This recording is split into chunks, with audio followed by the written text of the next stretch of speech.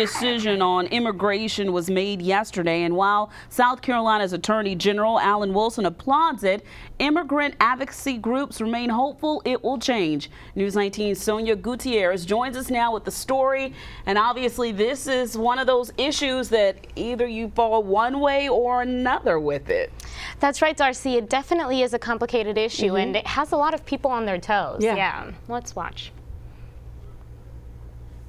That would give parents of U.S. born a way to get legal status if they pass all sorts of background checks and have been in the United States for a number of years. And it would give them a temporary 3-year legal status along with a work permit. What Tammy Bashers from Appleseed is explaining here is the President's Deferred Action for Parents of Americans, or DAPA program, that is in the center of a big lawsuit. It's not surprising.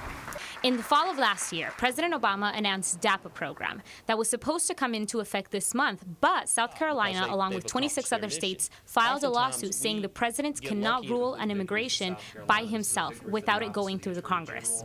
Like I said, DAPA was supposed to go into effect this month, but the most recent decision by the Fifth Circuit Court put the program on hold until the lawsuit was settled. For Latinos, including Victoria, this decision backs them up quite a bit.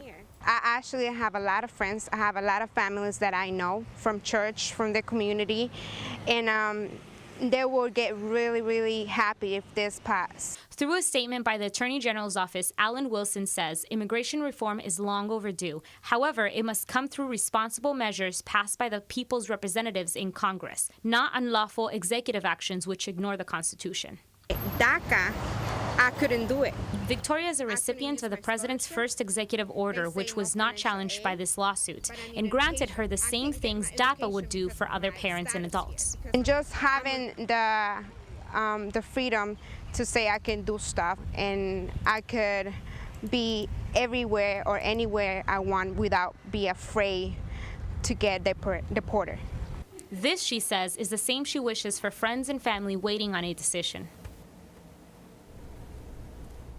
South Carolina's Attorney General Alan Wilson applauded the ruling and said it's a big victory for the states and the rule of law.